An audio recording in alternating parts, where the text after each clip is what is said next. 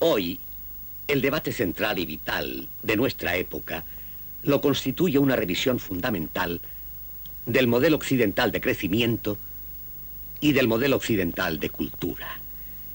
Porque la civilización occidental actual se caracteriza por una escisión entre, de una parte, las ciencias y las técnicas, es decir, la organización de los medios para obtener un poderío máximo, y de otra parte la sabiduría, es decir, la reflexión sobre el fin y el sentido de nuestra vida. Si nos dejamos llevar por esta deriva, nos encaminamos hacia un suicidio planetario. Moriremos por exceso de medios y por ausencia de fines humanos. Esta civilización exagera el individualismo, privando al hombre de sus dimensiones más propiamente humanas, o sea, la trascendencia, la posibilidad permanente de ruptura con las ataduras del pasado y del presente para crear un porvenir inédito, y la comunidad, o sea, la conciencia en cada uno de ser responsable del porvenir de todos, utilizando todos los medios científicos, técnicos, económicos, políticos, culturales y espirituales para que cada mujer, cada hombre, cada niño pueda desarrollar plenamente toda la riqueza humana y todo el poder de creación que lleva dentro de sí. Privado de estas dos dimensiones humanas fundamentales, el mundo se reduce a una jungla en la que se enfrentan ciegamente y con violencia las voluntades de crecimiento y los deseos de poder de los individuos, los grupos y las naciones.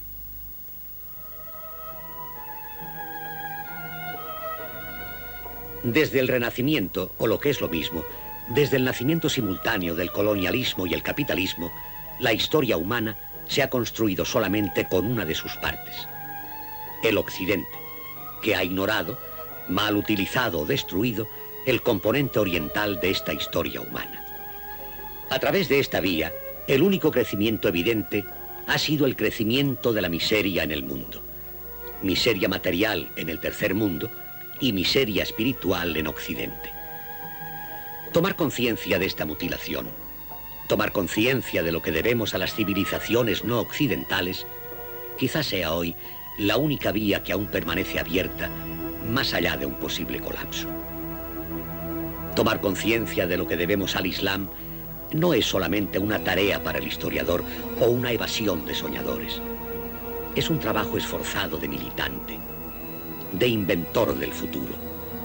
Es además un deber de justicia histórica y humana.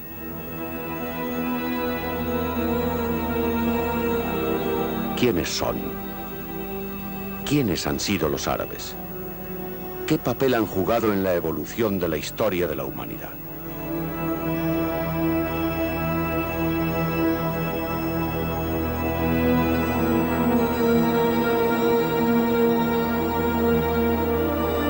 Este grupo humano, de desbordante vitalidad, enraizado en la vida beduina de la península arábica, en la civilización del desierto, ha sido una de las más importantes fuerzas histórico-culturales de nuestro mundo.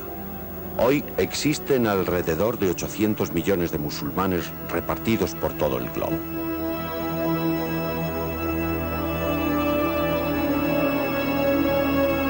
Para ellos, el Islam es a la vez religión, sabiduría y forma de Estado.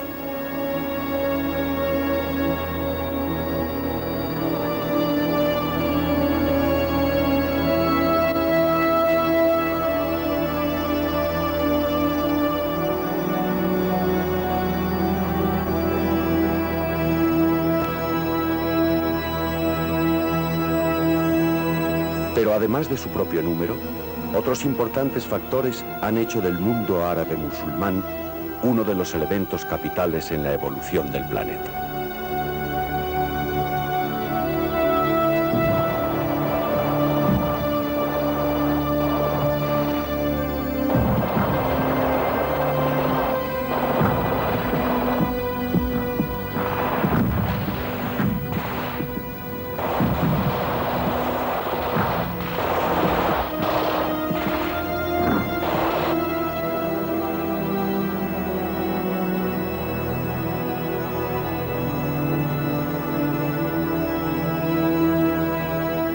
Durante bastantes siglos, el Islam y el occidente cristiano fueron mundos en permanente colisión.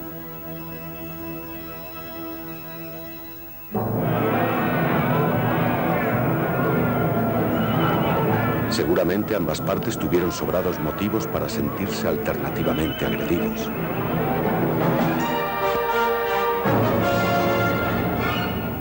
Pero también, incluso durante esos periodos de lucha a muerte, los contactos humanos, culturales y comerciales inseminaron recíprocamente a los dos bandos.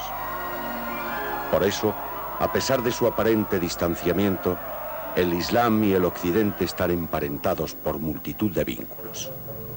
Sus historias están ya para siempre enlazadas con un fuerte nexo común.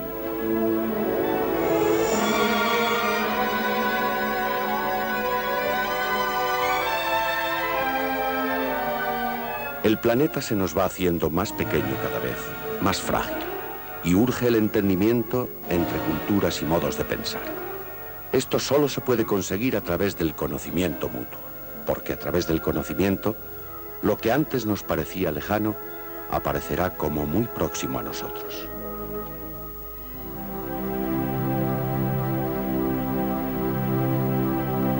El mundo árabe surge del desierto, donde la carencia casi absoluta de todo fomenta la imaginación y el deseo tanto como la resistencia frente a la adversidad.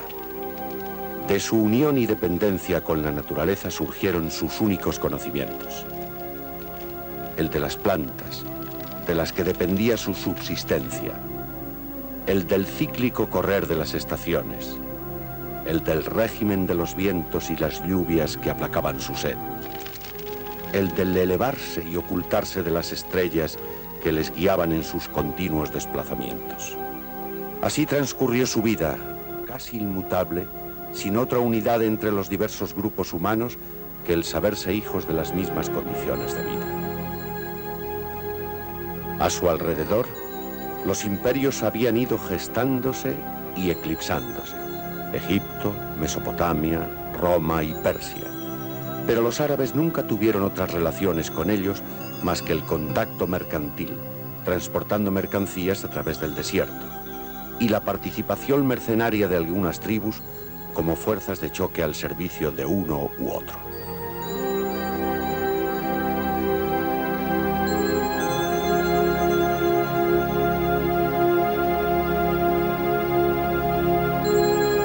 Este era el panorama general de la vida en la península arábica hasta el nacimiento de un personaje clave en la historia universal, Mahoma. Mohammed o Mahoma nació el año 570 en la Meca, un próspero oasis enclavado en el cruce de las principales rutas comerciales que unían la Arabia del Sur con los imperios del norte. Huérfano de padre ya desde el momento de nacer, perdió a su madre a la edad de 6 años. Es curiosa y da que pensar la orfandad de casi todos los fundadores de movimientos religiosos.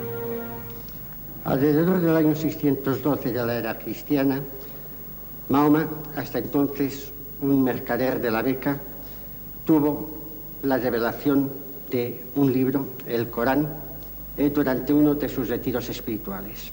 A partir de aquel momento, toda su vida se transformó. Toda la doctrina, todo el ideario del profeta, de Mahoma, se encuentra contenido en el Corán. El mismo Corán nos dice, la Zora 5, que en él está toda la revelación y que ya no habrá más revelación después. Por tanto, se considera el último de los profetas. También el Corán admite que los cristianos son gentes dignas de admiración por tener monjes y religiosos que pasan su vida en el eremitismo. Y también admite que en un cierto momento, y si los paganos, es decir, los no cristianos, los no judíos y los no sabeos, es decir, los paganos politeístas, no se convierten al Islam, debe perseguírseles y hacérseles la guerra hasta que acepten la verdad revelada por Dios en su propia palabra, que es la del Corán.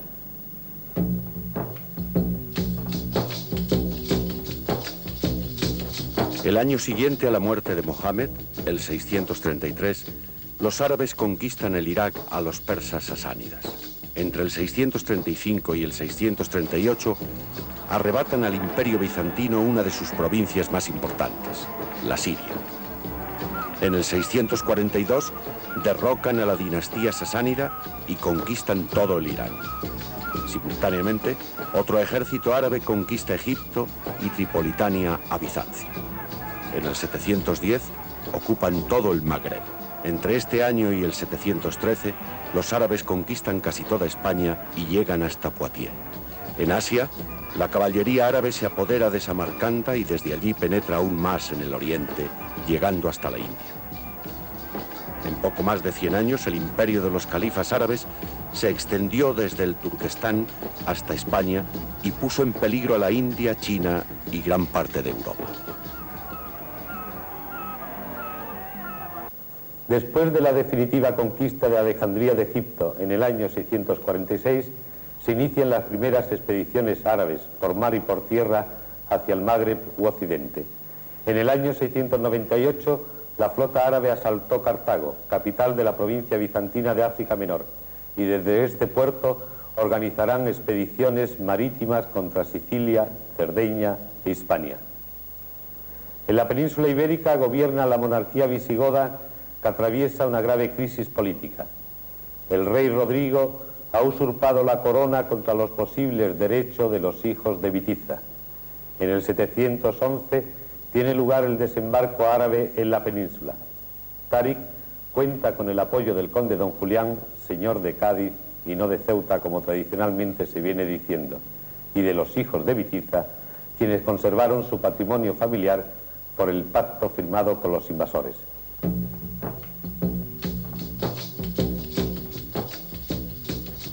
Conservamos el documento árabe más antiguo.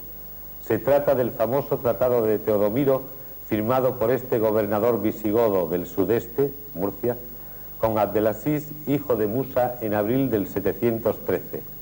Los árabes se comprometen a no cambiar las leyes de Teodomiro y sus seguidores, a no confiscar sus propiedades ni esclavizarlos, a no separarlos de sus mujeres e hijos ni matarlos, a no quemar sus iglesias ni expropiarlas, a no ser discriminados ni aborrecidos por sus ideas religiosas. Se comprometen a su vez a acoger a los musulmanes, a no dar refugio a los enemigos de estos y a darles toda la información necesaria sobre el enemigo. En resumen, la fácil y rápida conquista árabe de la península ibérica se puede explicar, por una parte, por la escasa o nula asimilación del elemento visigodo por el hispano-romano, que era mayoritario, y sobre todo porque lo mismo que habían hecho Mahoma y los primeros califas del Islam en Oriente, los árabes que invadieron la península ibérica en el siglo VIII pactaron y negociaron con las autoridades o comunidades que se sometieron, con gran realismo y sentido práctico, aceptando las costumbres locales y haciendo gala de una gran tolerancia.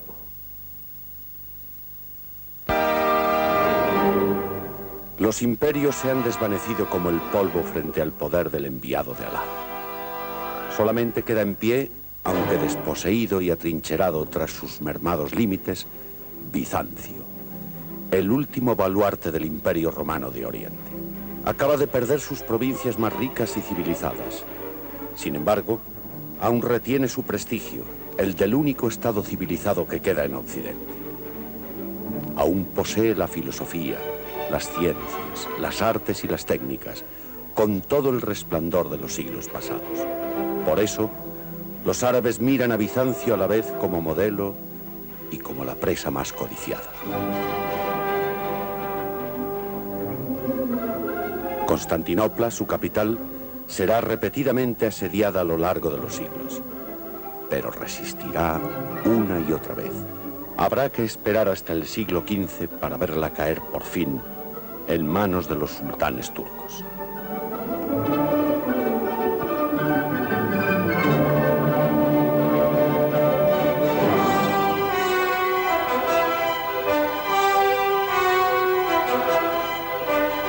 Ahora, en el siglo VIII, los califas omeyas se sientan en el trono de los gobernadores bizantinos de Damasco, en Siria, y establecen allí la sede del gobierno del universo musulmán.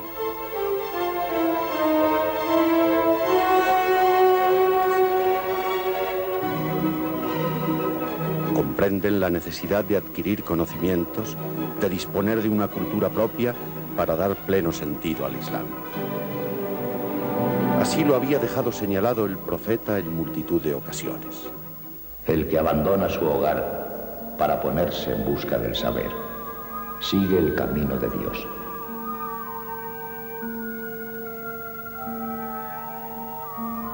La tinta del sabio es más sagrada que la sangre del mártir. Es un intento sincero de conseguir cultura. El auténtico primer renacimiento de los estudios clásicos que situará al Islam varios siglos por delante del occidente no bizantino. Los árabes dieron ejemplo de amor y respeto a la filosofía y a las ciencias, a los libros.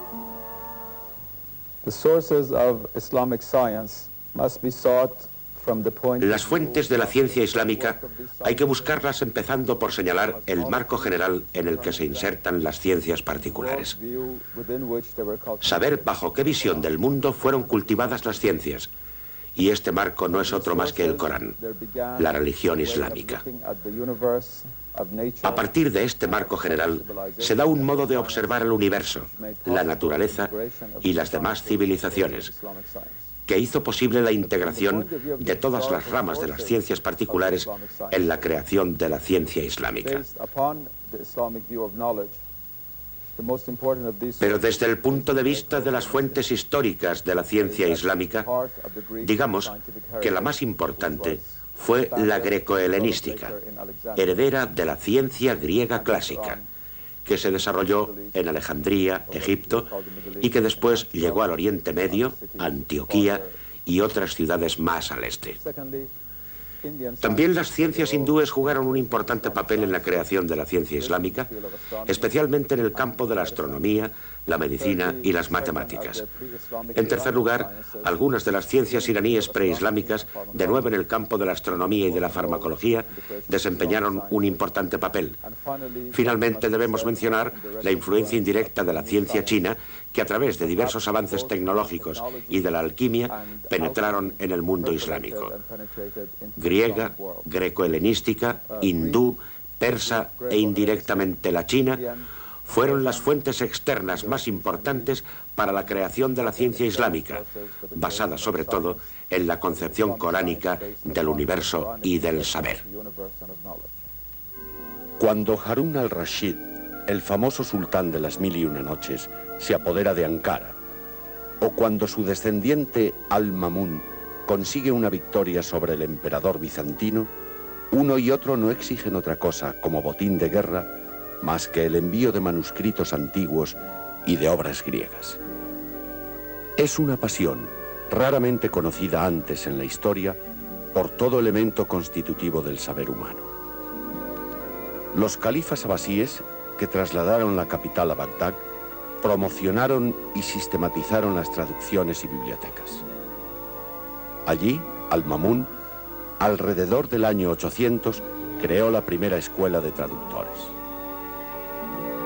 Al-Mamun pagaba por estas traducciones su peso en oro. Quizás por eso el estilo caligráfico era cúfico, con caracteres grandes y bien separados, con amplios márgenes y en un papel bastante más grueso que el actual. Obtenidas por uno y otro modo, la biblioteca de la Casa de la Sabiduría de Al-Mamun llegó a contar con 1 millón de obras. Y no era la suya la única biblioteca de Bagdad. A finales del siglo IX, un viajero contabiliza en la ciudad más de 100 bibliotecas públicas. En el resto del mundo islámico, la pasión por los libros era semejante. Cuando en Europa solamente en los monasterios se sabía leer y escribir, una pequeña ciudad como Nafaq, en Irak, contaba con 40.000 volúmenes en su biblioteca pública. Los temas científicos gozaban de un interés casi general. En el otro extremo del Islam, una ciudad rivalizaba con Bagdad en cuanto a cultura y bibliofilia se refiere: la Córdoba del siglo X. El califa Alakén II heredó de su padre, el magnífico hombre de Estado Abderramán III, un imperio pacífico y floreciente. Por ello pudo, siguiendo su inclinación natural, fomentar las artes y las ciencias. Alakén reunió en su biblioteca 400.000 volúmenes. Estas cifras son aún más escalofriantes si se piensa que 4 siglos más tarde, el rey de Francia, que además recibía por sobrenombre el Sabio, apenas reunió 900 obras. Alakén acogió en su reino a todos los orientales cultivados que hubieran tenido que exiliarse por cualquier motivo. A otros los atrae con la promesa de un trato magnífico. Así logró hacer de Córdoba una de las ciudades más cultas del mundo conocido.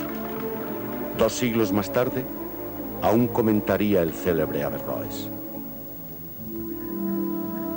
si muere un erudito y se quiere vender sus libros, se los lleva a Córdoba, donde a buen seguro encontrarán comprador.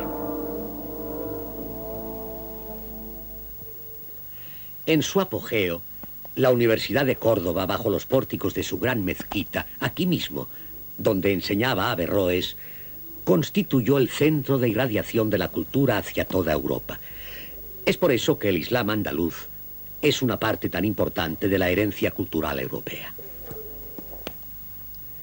La cultura europea está en deuda con él, porque, al contrario de lo que corrientemente se dice, el primer renacimiento no tuvo lugar en Italia durante el siglo XVI, sino en España 4 siglos antes, precisamente en la Universidad de Córdoba, de la que Bacon extrajo los primeros principios de la ciencia experimental, y en la que la cultura antigua pudo renacer a través de las traducciones de los autores árabes realizadas bajo el impulso del obispo Raimundo de Toledo.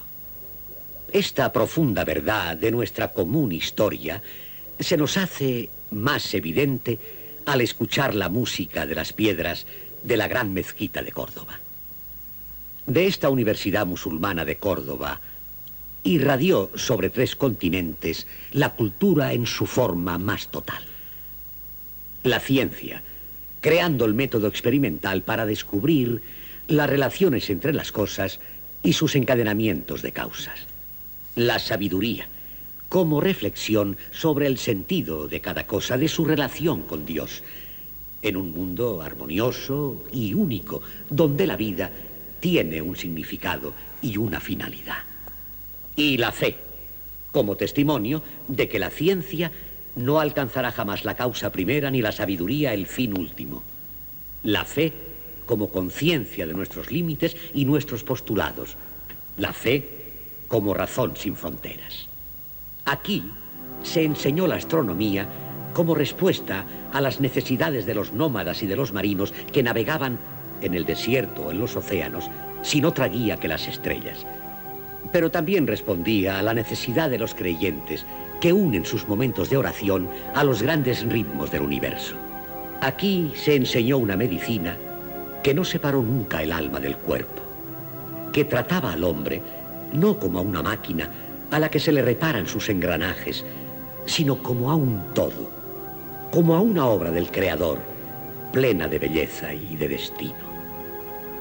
Aquí se enseñaron las matemáticas como ciencias exactas de la relación entre las cosas, pero también como un lenguaje mediante el que Dios nos habla para revelarnos las formas ideales de un mundo cuyas bellezas visibles no son otra cosa sino signos de algo más lejano.